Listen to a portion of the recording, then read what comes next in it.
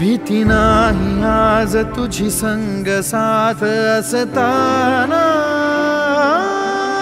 आकाशी चंद्र चांदण्या तोडून मी काढल्या, मनाचा पाळणा करू बांधून घे जरा झुला,